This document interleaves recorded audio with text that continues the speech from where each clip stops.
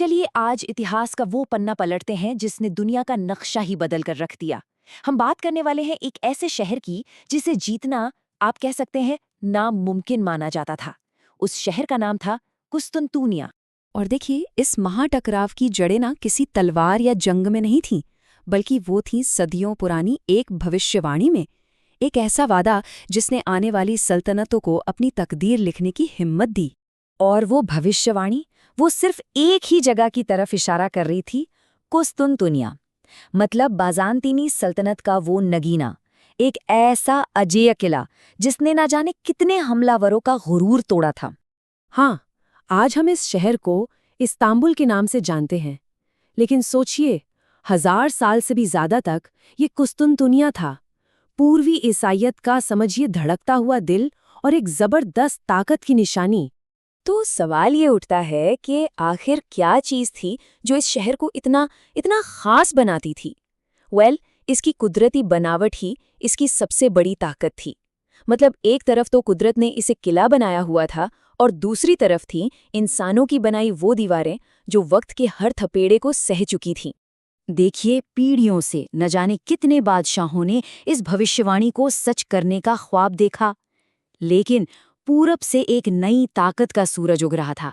एक ऐसी ताकत जो एक खानाबदोश कबीले से निकली थी और जिसके मुकद्दर में शायद दुनिया पर छा जाना ही लिखा था।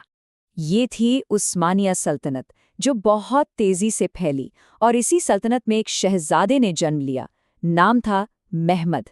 कहते हैं कि बचपन से ही उसे उसी बड़े मकसद के लिए तैयार किया जा रहा था जिसे पूरा करना नामुमकिन सा लगता था।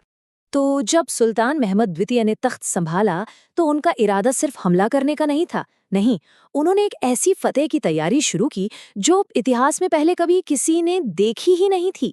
बिल्कुल बेमिसाल और एकदम सटीक।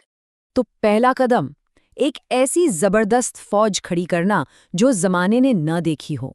हम बात कर रहे हैं 2 लाख से ज्यादा सिपाहियों की, और इन सबको सिर्फ एक ही मकसद के लिए ट्रेनिंग दी गई थी, किले की घेराबंदी। पर सुल्तान ये बात अच्छी तरह जानते थे कि सिर्फ फौज की ताकत ही काफी नहीं होगी, उन्हें तकनीक की भी जरूरत थी। और इसके लिए उन्होंने सबसे काबिल दिमागों को अपने साथ जोड़ा।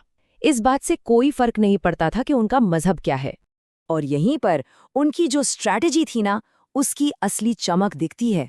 औरबान नाम के इस इंजीनियर ने एक ऐसी दैत्याकार तोप बनाई जो सिर्फ एक हथियार नहीं थी। नहीं, ये तो कुस्तुनतुनिया की तकदीर बदलने वाली एक ताकत थी। तारीख थी 6 अप्रैल 1453। घेराबंदी शुरू हो गई। उन शाही तोपों की गरज ने तो जैसे आसमान को ही हिला दिया था। लेकिन शहर और उसके जांबाज रक्षक वो अब भी डटे हुए थे। सुल्तान की फौज एक अटूट यकीन के साथ लड़ रही थी। उनके लिए ये सिर्फ एक जंग नहीं थी, ये एक मिशन था। अंजाम सिर्फ 2 हो सकते थे, या तो फतेह या फिर शहादत। लेकिन इतनी भारी बमबारी के बाद भी शहर की सांसें चल रही थीं। क्यों? क्योंकि उसे यूरोप से एक महफूज बंदरगाह से मदद मिल रही थी जिसका नाम था गोल्डन हॉर्न। अब दिक्कत ये थी कि इस बंदरगाह के मुहाने पर एक बहुत बड़ी लोहे की जंजीर लगी थी जिसे उस्मानी नौसेना तोड़ ही नहीं पा रही थी, और ये एक बहुत बड़ी रुकावट थी। सोचिए, एक ऐसी मुश्किल सामने आ खड़ी हुई थी जो पूरे के पूरे अभियान को तबाह कर सकती थी। तब सुल्तान महमद ने एक ऐसा प्लान बनाया जो किसी कहानी या अफसाने का हिस्सा ज्यादा लगता है। प्लान सुनकर शायद यकीन ना हो, अगर जहाज पानी से नहीं जा सकते तो वो जमीन से जाएंगे। जी हाँ, सिर्फ एक रात में सुल्तान की फौज ने अपने 70 से भी ज्यादा जहाज़ों को पहाड़ों के ऊपर से खींचकर सीधा उस महफूज बंदरगाह के अंदर पहुंचा दिया। अब जरा सोचिए उन रक्षकों के बारे में। सुबह जब उन्होंने अपनी आंखें खोलीं तो देखा कि उनकी सबसे महफूज बंदरगाह में उस्मानी बेड़ा तैर रहा है। ये नज़ारा ये इतना नामुमकिन था कि इसने न सिर्फ उनके हौसले तोड़े बल्कि उनकी अपनी ही एक पुरानी भविष्यवाणी को भी सच साबित कर दिया। तो अब शहर चारों तरफ से घिर चुका था। दुश्मनों के हौसले पूरी तरह पस्त थे। अब वक्त आ गया था आखिरी और निर्णायक हमले का। और वो दिन आया 29 मई 1453।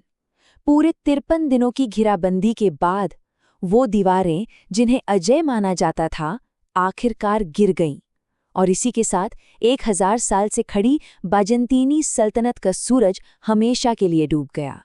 लेकिन फतेह के बाद सुल्तान महमद ने जो किया वो भी काबिल तारीफ है।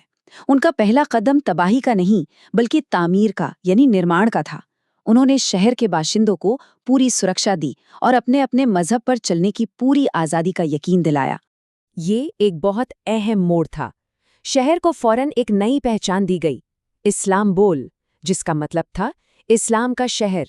और यही नाम आगे चलकर बना इस्तांबुल, उस्मानिया सल्तनत का नया धड़कता हुआ दिल।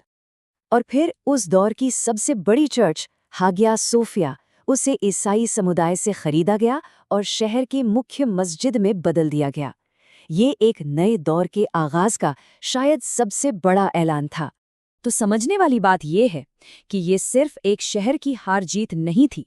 नहीं, ये एक पूरे युग का अंत था और एक नए युग की शुरुआत। इस एक घटना ने दुनिया के व्यापारिक रास्ते, ताकत का संतुलन और इतिहास की धारा को हमेशा के लिए मोड़ कर रख दिया और हमारे लिए सोचने को ये सवाल छोड़ दिया।